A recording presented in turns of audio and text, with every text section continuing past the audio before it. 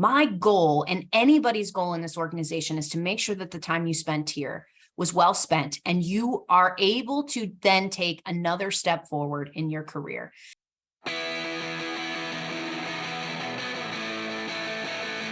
Hello and welcome to the HR Like a Boss podcast. I'm your host, John Bernatovich. I have embarked on a journey to get to know amazingly awesome HR and business professionals with the hope to find out what it takes to do HR like a boss. If you enjoy the show, please make sure that you subscribe and hit that 5-star rating. On today's show, super excited to have Stacey Rodgers. Stacey and I connected through a mutual connection that they worked together at their firm, and I was excited to meet up with Stacey. She's got a really cool career path into HR and some really awesome things to share around culture and aligning their people to their business. Super excited to have Stacey Rodgers on the HR Like a Boss podcast. Welcome. Thank you so much, John. It's great to be here. I appreciate the opportunity. How would you describe the purpose of human resources? So in my mind, because I come at it from a very different angle, it truly is making and creating the best experience possible for anybody that walks into your organization. So in my mind, human resources goes just beyond the compliance nature of what we do and all of the necessary things that come with, human resources and being an employer.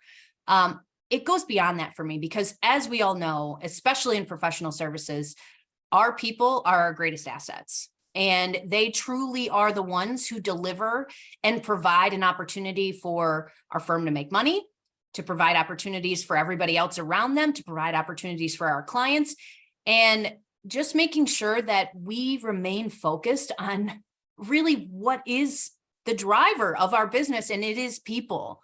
And so having people at the core and at the center and reminding us that that's what we're here to do. And we're not just here to be compliant, and those are important. And we definitely don't want to get sued. And we want to make sure that we're doing right by everyone.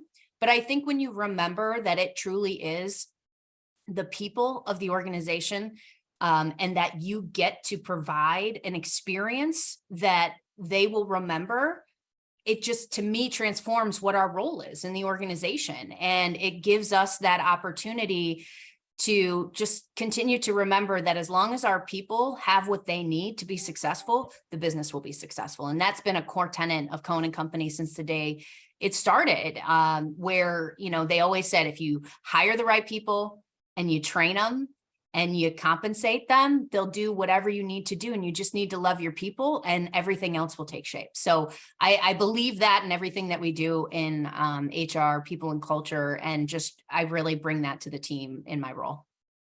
I understand the culture and the importance of aligning your people to that is one of your primary responsibilities, but you were given a stretch assignment inside of your company you probably could have never imagined happening when you graduated from business school or started in your accounting career. All of a sudden here, I'm doing something outside of all that.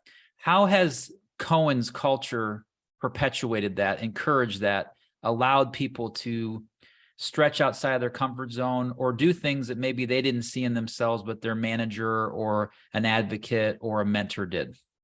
That's exactly my career journey, John. And I don't think in many organizations it's fostered the way that it is here. And I think one of the key pieces that has allowed that to happen here, and it goes back to, if you love your people and you do what's right by them, give them great training, hire the right people, you'll always end up with the right equation.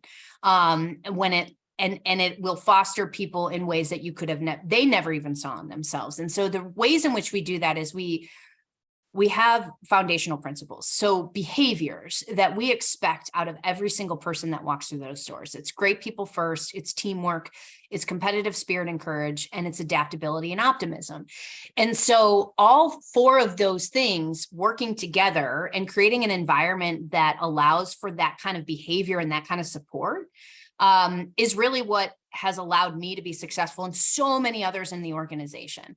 I'm one example of many that, like, we have multiple people. Actually, someone in my learning and development team had a similar career path I did after I made that jump and that transition. And really, we do that through open communication and honest communication. So we strongly encourage our employees that if you aren't happy or you see an opportunity for something to be better, we encourage you to do that. We encourage you to reach out. We encourage you to have those conversations. I was literally having a conversation earlier this week. Someone says, hey, I like what I'm doing, but I think I see more opportunity in this group. Can I shadow them and really understand what that group does? Because I think that might be a better fit for me. Absolutely. Let's have that conversation. Let's go through all the right channels. Let's talk to your manager. Let's talk about what this means. Because at the end of the day, that's what matters. I don't care if you're with Cohen Company for a year or if you're with Cohen Company for 30 years. My goal and anybody's goal in this organization is to make sure that the time you spent here was well spent and you are able to then take another step forward in your career. I have had the opportunity to do it here, which I appreciate. And all of those opportunities have lined up perfectly. And like I said, my manager said, this is perfect for you. And I told him he was crazy. And there's been so many times and so many examples where someone has said to me, well, Stacey, like, you're really good at that. And I'm like, I'm sorry, I don't even know what you're talking about. And that's just the environment that everybody embraces and honors. And I just met with the new hires for this week earlier today. And I always ask them the question, why Cohen? And the answer is always almost the same. The people here felt different. There's such an environment of support. Every time I interact with somebody from Cohen, I have to remind myself I'm talking to people at an accounting firm. Like, that doesn't seem real.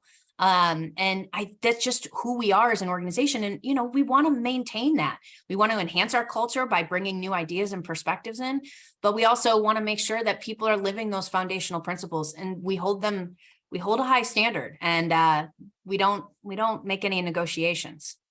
Tell me how you would describe someone that does HR like a boss. I would describe it as somebody who looks beyond just the mechanics of what the role and the function is and takes it to the next level to understand their people, understand how they experience the organization.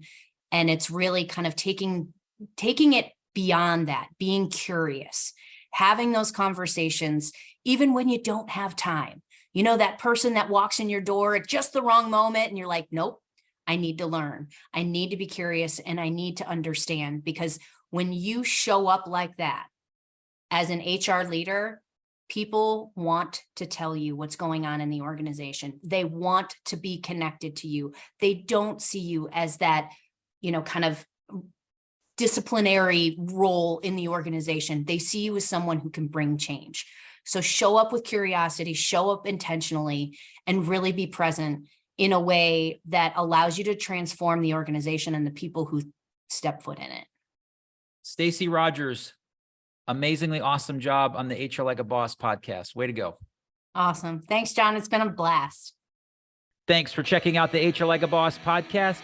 If it resonates with you, please leave a rating and review, or better yet, subscribe and share with a friend. Until next time, let's continue to aspire to do amazingly awesome HR.